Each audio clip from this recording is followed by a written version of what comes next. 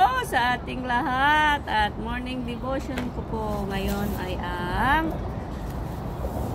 ako at ang aking pagkakaloob sa Diyos. Magbasa po siya sa Malakay chapter 3 verse 10 and 1 Corinthians chapter 16 verse 1 to chapter 3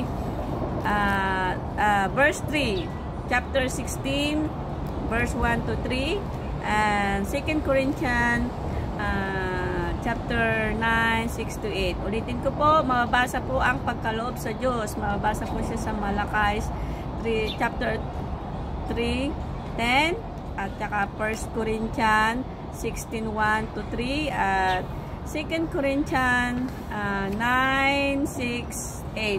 Atay, magbasa ako. Saglit lang ito.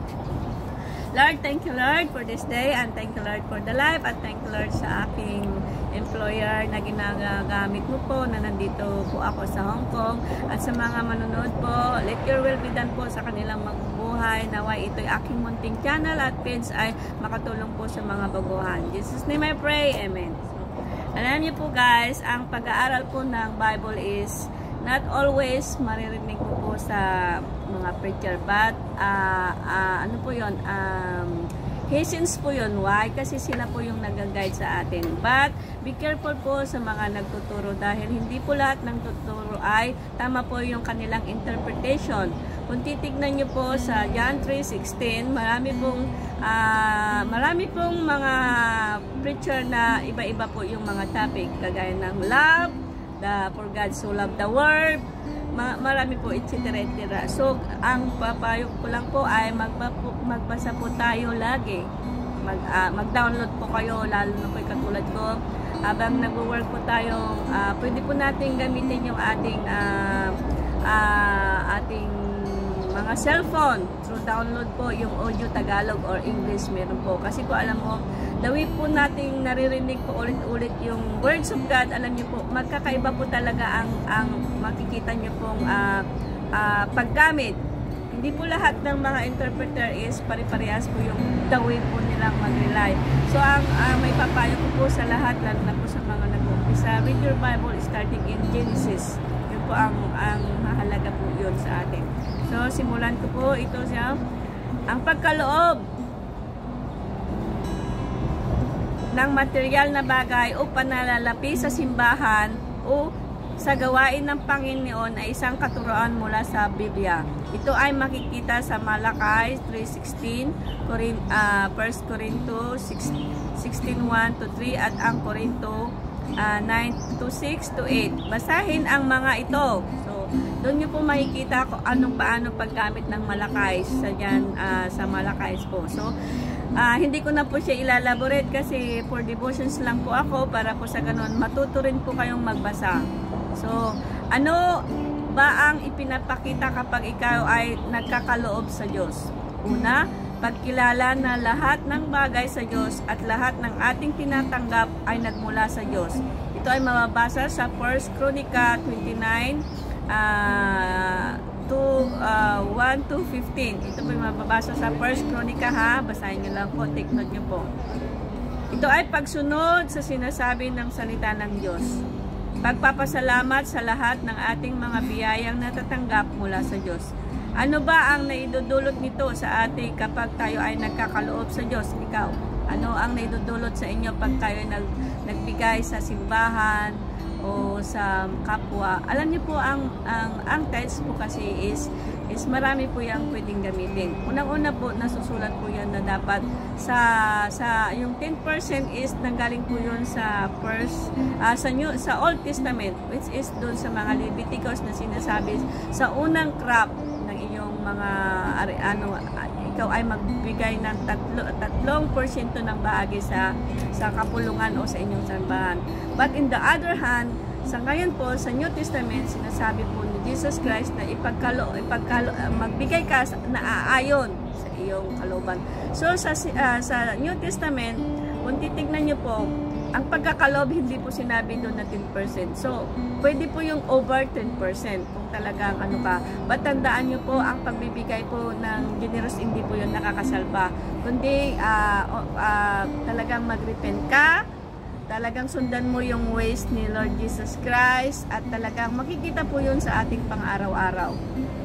Kahit nasabihin natin, memorize mo ang Bible, pero sa pagtuturo mo pa lang, sa pananalita mo lang ba, padabog o pakutya, nasaan doon ang Holy Spirit? Kasi ang talagang Holy Spirit na sinasabi is mababasa po siya sa Galatians, andun po, peace, love, talagang yung gentleness, talagang court-handed.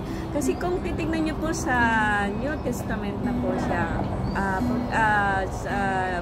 maano niyo po sa John 3:16, for God so loved the world, so give us the only begotten Son, who believes in Him shall have everlasting life. So, ang sabi po doon, kung sino lang po yung believes, ibig sabihin ng believes, hindi lamang sa naniniwala, kundi nakikita po, daway po natin sa pagbubuhay. So, nakikita rin po, sinabi rin po sa Bible na mag-ingat po sa mga bulaang propeta. Alam niyo po, mga bulaang propeta, gumagamit din po sila ng words of God. Pero ito po ang tatandaan nyo, ang mga bulaang propeta ay unang-una lang ginagawa, money matters, pinag-aaway ang mga hindi dapat mag-away, nagsasalita nang wala sa lugar, nagsasalita na hindi pa narinig yung both side. Yung po ang mga bulanga. Ang totoong nagtuturo po, ang lagi po niyang tinuturo sa inyo is magbasa ka ng Bible. Yun, kasi ako rin po, nung hindi po ako nagbabasa ng Bible, kahit ang galing-galing po nung mga nagtuturo before, hindi po nagsisik-in or hindi ko po naintindihan. So, nung nag-umpisa na po akong mag-aral o nagbabasa o nakikinig, doon ko po nalalaman na, ay, nung bata ako, hindi ko na mabilang yung aking kasalanan. But, through the Bible, sa pagbabasa ko, doon ko po natagpuan ang tunay na kapayapaan. Alam niyo po, ang tunay na kapayapaan is nagmumula sa inyong puso. Kahit na, sabihin na natin ito, example natin, kahit pinaparatangan ka ng mali, kung ano-ano, alam mo, ang reaction mo, relax lang. Kasi alam mo, nananahan sa'yo ang Espiritu. Tandaan niyo po, ang Holy Spirit is mabubuti pong gawa. Hindi po masasamang gawa. Tandaan niyo po yun. Yung mga nagpipraise na pabalang, ang tawag po doon is impostor. Kasi pag pastor ka po talaga, is talagang kahit anong kulit, parang parang magulang yan. Kahit anong sungit ng mga anak mo, kulit, pabaya sa magulang, sabihin na natin. Pero ang magulang katulad ni Jesus Christ, di ba? Nagkatawang tao siya. Kung totooin, siya na at siya na. Pero bakit ginawa niya yon? Para maisalba tayo, ganun po ang talagang pagtuturo. Sabi din po doon sa Bible na ang nauuna ay siyang nauhuli at ang nauhuli ay siyang nauuna. Ito po yung mga nagtuturo na matagal na sa ministry, matagal na nagtuturo, sabi na matagal ka ng pastor pero wala kang pinagkatandaan. Ito po yung mga palaaway, pala, puro pala. Kaya ang napapala, wala mga. So, mag-ingat po kayo sa inyong mga pinupuntahan church kasi hindi po lahat ay legit. Makikita niyo po yan sa pamagitan ng Holy Spirit. So, ituloy ko na po. Ano ba ang naidudulot nito sa ating kapag tayo ay nagkakaloob sa Diyos? O siyempre, masaya, di po ba? Pag nabibigay po rin po tayo talaga genuine. Masaya talaga kahit may pera o wala, may chalice o wala. Panatag ang buhay. Katulad ko po, kung titingnan niyo po yung pagmumukha ko, hindi niyo po makikita na marami din po akong problema. Pero dahil po ako ay naniniwala sa salita ni Lord, kita niyo ang mukha ko. Ako ay 50 niya, pero pag titignan niyo po sa 50, napakalayo. Di po ba? So, ito, natuturuan ka na hindi maging makasarili. Nagkakaroon ka ng aanihin sa hinarap buhat sa Diyos. Ito ang sinasabi sa 2 Corinthians chapter 9 verse 6 hanggang 9, at naghahasik ayon sa naghahasik, at ito man ay marami. Ang naghahasik ay umaani, ito man ay marami o kakaunti. So, ako at ang aking pagbabahagi ng salita ng Diyos, ito ay magababasa sa Gawa chapter 1 verse 8. Ang bawat Kristiyano ay matatawag ding mga saksi ni Kristo. Siya ang magpapatotoo sa pag-ibig ng kanyang karanasan nang siya ay sumunod sa Panginoong Hesus. At nang ikaw ay tumanggap sa Panginoong Hesus, ikaw ay matatawag na ring nasaksi ni Kristo.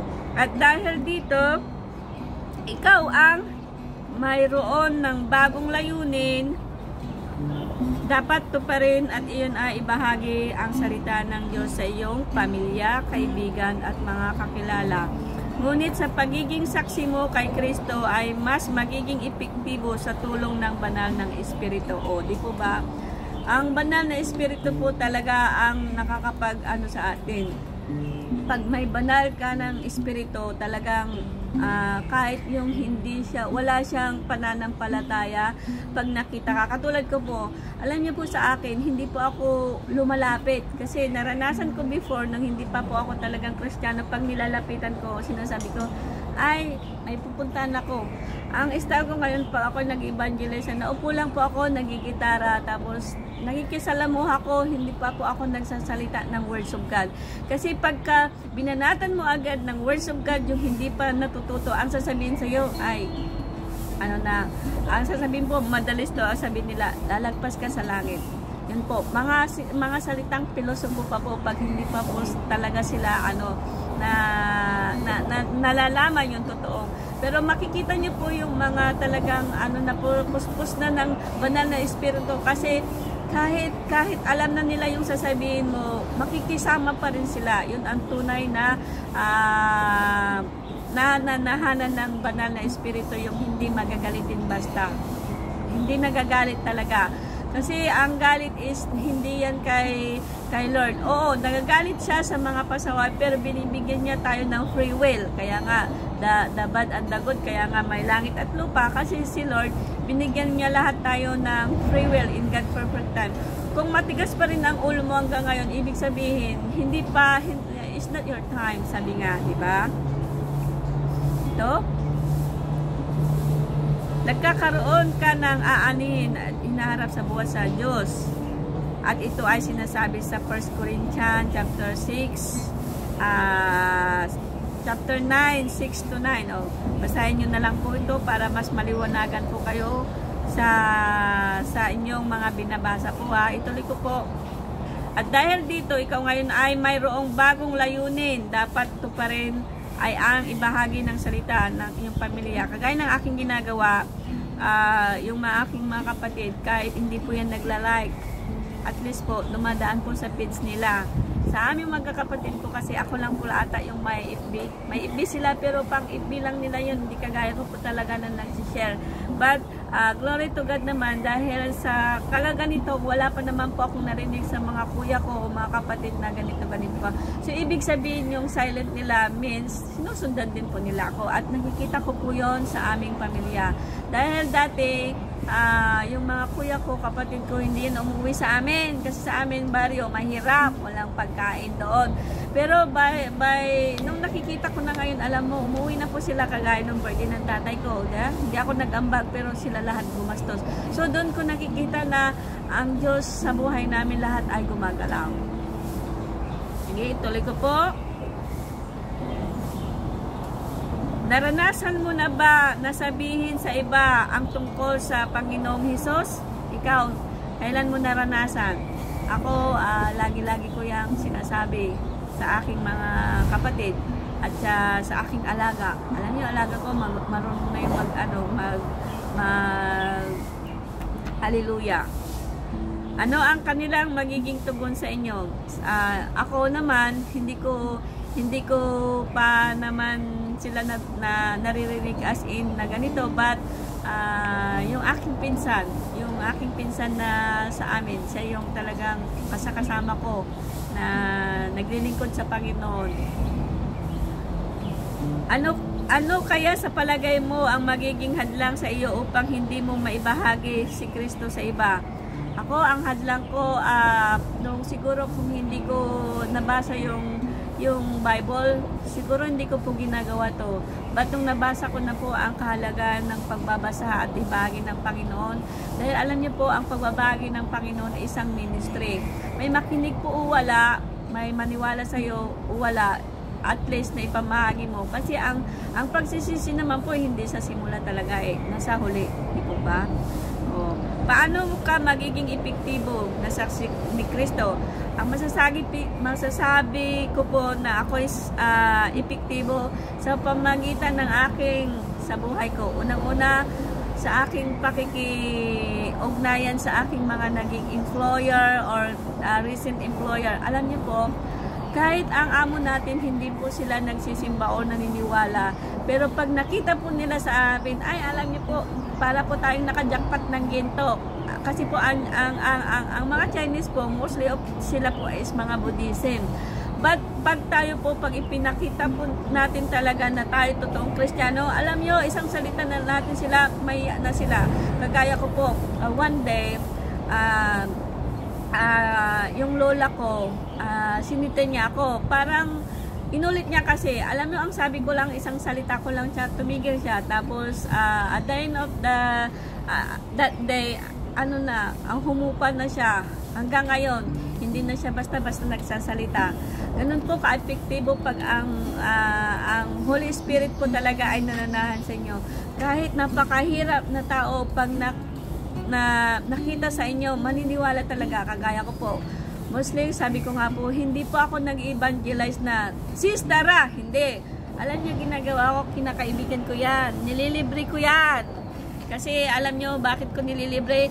Kasi binibigyan ako ni Lord ng many ways para gamitin ko yun. Kasi sabi nga, ang pag-evangelism kasama yung time, yung pakikisama, yung financially, yung patient. At higit po sa lahat po yan, kahit nakatalikod po dapat yung in-invite nyo, huwag nyo po siyang sinisiraan. Kasi pag the way na siniraan nyo po, parang ikaw na rin po yun na sinira mo yung sarili mo. Kasi yung hindi nakakaalam na yung pananalita mo na hindi nakaharap yung tao, ang tawag po yun is slandering sin. So, ang slandering sin po yun is akala ng iba is kinukwento nagkakasala po kayo pagka nagmamarites po kayo na wala sa harap-harapan yung isang tao. So, hanggang dito na lamang po at sana'y maging epektibo ka rin, kapatid, sa iyong sarili mo na. Kasi, mahirap pong magturo talaga pag ang sarili mo hindi mo makontrol. Yung isang tinukso ko lang, sinabi ka, ang pangit mo, tapos nag-response ka, ibig sabihin na wala pa yung Holy Spirit sa'yo. Kasi ang talagang may Holy Spirit ka na, andun yung gentleness, loveness, lahat po ng positive, yun po ang tinatawag na holy. Kaya nga tinawag na holy. Pagka sinita ka na ganito, tapos ang mo naman ay biglang pabalang, alam mo, ang hindi Holy Spirit ang nasa sayo, ibang espiritu na yun. So, magandang umaga po at sana ay maunawaan nyo po ang pagbabasa ng Bible is napakalaga po. Alam nyo po, ang pagbabasa ng Bible, ito lang po yung ating dapat ginagawa sa ating araw-araw. Kasi ito po, sabi nila tayong marapture man, dumating man ang Panginoon, ito po yung preparation, yung reading. Ang tama pong pagbabahagi ng salita ng Lord, kailangan turuan yung mga tao na magbasa. Kasi, para po nga po manamnam, parang pagkain po yan ng inumuyan. So, have a nice day and enjoy your life. Bye-bye!